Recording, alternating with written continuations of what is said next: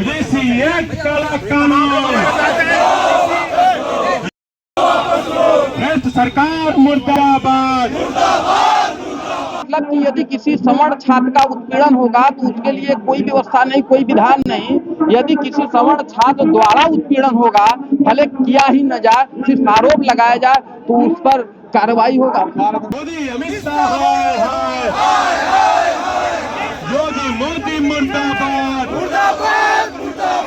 योगी मोदी मुर्दाबाद। सरकार नहीं मानती है तो सरकार को हम लोग उखाड़ के फेंक देंगे। हम लोग ऐसी सरकार बनाएंगे कि जो हम चाहेंगे वही सरकार करेंगे। है कि कम से कम मोदी जी बहुत यज्ञ हवन पूजन में रहते हैं, कम से कम एक हवन पूजन अपना भी करवा लें ताकि उनकी सद्बुद्धि आ जाए। एक चीज मैं बता दे रहा हूँ, लोग हल्के में ना लीजिए, ये तूफान को हवा दिया जा रहा है, उखड़ जाएगा, वो आग लगेगा जिसका परिणाम बहुत गलत होगा। इसलिए अभी भी सचेत होकर के समाज का सुंदर रचना कर। खबरों का सही विश्लेषण खबरीलाल के साथ।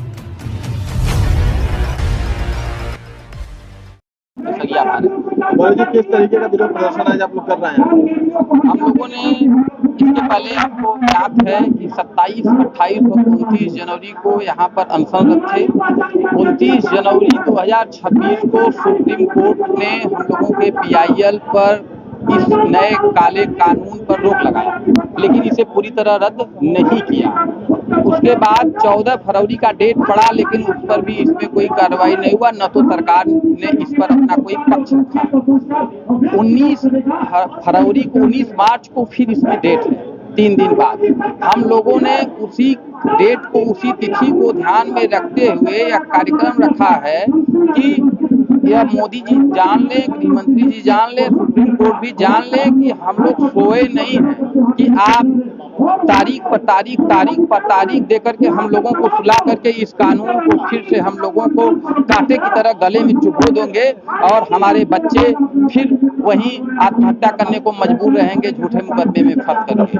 इसीलिए हम सब, चूंकि हम यह जानते हैं कि इनके कान तक आवाज धीरे से बोलने पर नहीं जाएगा, हम लोगों ने इसलिए आज हजारों की संख्या में शास्त्री घाट से एकत्रीकरण करते हुए आज जिलाधिकारी कार्यालय पर आए हैं। जिलाधिकारी महोदय को ज्ञापन देने के लिए कि यह ज्ञापन नरेंद्र मोदी तक भेज दीजिए कि इस तारीख पर जो आगामी तारीख पड़ा है सुप्रीम कोर्ट में 19 मार्च, इस पर आप हम लोगों का पूर्ण निराकरण करें। अब तारीख पर तारीख देकर सुलाने का कोशिश न करें, वरना स्थिति विभत्स हो सकती है। आज आप लोगों ने कोई पुतला दहन करने का भी काम किया था क्या? नहीं, हम लोगों ने पुतला दहन का कोई काम नहीं किया था। हम लोग इनकी सरकार का दहन करेंगे, इनका दहन करेंगे। हम लोगों ने तो खुला इनको चुनौती दिया है कि इस कानून को रद्द करो, वरना तुम्हारे सिंहासन का तुम्हारा हम दहन करेंगे, पुतला दहन हम लोग नहीं करेंगे। जी, एक बड़ा सवाल ये खड़ा हो रहा है कि बार बार ये कहा जा रहा है कि UGC का जो गजट पारित हुआ है उसका जो उद्देश्य है उसमें साफ तौर पर यह दर्शित किया गया है कि इसमें कहीं कोई दिक्कत नहीं है, या वो सवर्ण जाति का हो या अवर्ण जाति का हो, कहीं कोई दिक्कत नहीं। क्योंकि जो इंडिया में यूनिवर्सिटियों की बात हो रही है तो सबसे ज्यादा यूनिवर्सिटियों के जो वाइस चांसलर हैं वो सवर्ण जाति से बिलोंग करते हैं। तब समस्या कहाँ है, यह बात कहना है। देखिए, यह सिर्फ और सिर्फ बरगलाने के लिए कहा जा रहा है, क्योंकि इन्हें पता है कि सारे लोग उस एक्ट को पढ़ेंगे नहीं। हम बयान दे देंगे, इनके नेता बयान दे देंगे, इनके मंत्री बयान दे देंगे, तो लोग इनके बहकावे में आ जाएंगे। हमने पूरा वो कानून, पूरा एक्ट, पूरा गजट पढ़ा है, उसमें कहीं भी यह इंगित नहीं है कि वो जो कमेटी होगी उस कमेटी में कोई सिंगल सवर्ण होगा। अनिवार्य रूप से सिंगल सवर्ण नहीं है। क्या सिर्फ हम एक उम्मीद पर कि वाइस चांसलर सवर्ण होगा और हम मान लें कि वह जो है हमारे पक्ष में होगा और कार्रवाई नहीं होगा, पहली चीज। दूसरी चीज, क्या कोई कमेटी यदि संस्तुति करती है कि इनके ऊपर कार्रवाई हो, ये जो आरोप लगा है सत्य है, तो क्या वाइस चांसलर सिर्फ सवर्ण होने के नाते उसको खारिज कर सकता है? उत्तर है नहीं। ये सिर्फ और सिर्फ बरगलाने के लिए किया जा रहा है इनके कमेटी में कोई समर्ण नहीं है, पहली बात। दूसरी बात यह कि क्यों नहीं इसमें गड़बड़ियां हैं, उसमें क्या कोई विधान है कि झूठी शिकायतकर्ता के खिलाफ कोई कार्रवाई होगा? कोई विधान नहीं है। दूसरा तथ्य यह है कि क्या कोई गैर सवर्ण किसी सवर्ण छात्र के साथ अत्याचार नहीं कर सकता, दुर्व्यवहार नहीं कर सकता? क्या अगर कर सकता है, इसकी गुंजाइश है? सभी लोग कहेंगे इसकी गुंजाइश है। यदि इसकी गुंजाइश है तो उसके लिए क्या विकल्प है इस विधान में? वह कहाँ जाएगा? मतलब कि यदि किसी सवर्ण छात्र का उत्पीड़न होगा तो उसके लिए कोई व्यवस्था नहीं, कोई विधान नहीं।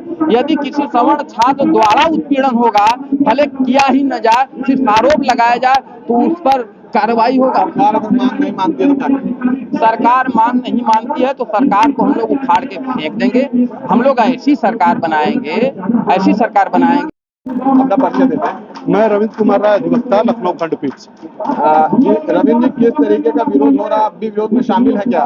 बिल्कुल, मैं विरोध में शामिल हूं और जहां जहां होगा विरोध मैं वहां जाने को तैयार हूं। मुझे जानकारी थी कि आज यहां पर यूजीसी के लिए, काला कानून के लिए रोल बैक किया जा रहा है, तो मैं लखनऊ से आकर के यहाँ से विरोध प्रदर्शन के लिए आया हूँ कि काशी संसदीय क्षेत्र है उनका, यहाँ से आवाज शायद मोदी जी तक बात पहुँच जाए। और एक बात मैं अवश्य पहचानना चाहता हूँ मोदी जी तक कि बहुत गर्व से आकर के उन्होंने गंगा माँ की बात की थी, और गंगा माँ ने तो कभी घाटों पर यह निर्धारण नहीं किया कि इस जाति का व्यक्ति आएगा, इस जाति का व्यक्ति नहीं आएगा।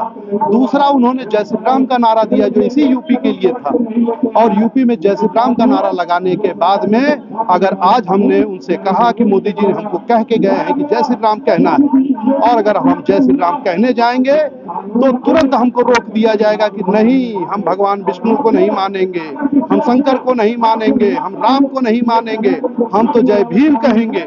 और इस तरीके से लड़ाने का काम हमारे यशस्वी प्रधानमंत्री जी ने किया है, जो कि कतई बर्दाश्त करने योग्य नहीं है।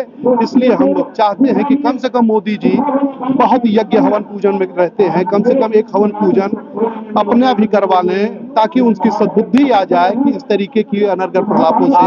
यूजीसी कानून की बात हो रही है, विरोध की बात हो रही है, लेकिन एक बड़ा सवाल आ रहा है सरकार की तरफ से कि इसके गजट को अगर ध्यान में दिया जाए तो उसमें जो उद्देश्य है, जो ऑब्जेक्ट है, आप पेशे से वकील भी हैं, तो उसमें बताया जा रहा है कि जब भारत देश के सबसे ज्यादा यूनिवर्सिटियों में जो कुलपति हैं वो खुद सवर्ण समाज से बिलोंग करते हैं, तो फिर समस्या कहाँ है? सवर्ण समाज से अगर आए हैं तो अनुकंपा पे तो आए नहीं हैं, वो अपनी योग्यता पे आए हैं। और जिस प्रकृति ने हवा पानी हमको दिया है, जिस टीचर ने हमको पढ़ाया है, उसी टीचर ने उनको भी पढ़ाया होगा। कम से कम 30 साल से ले लीजिए।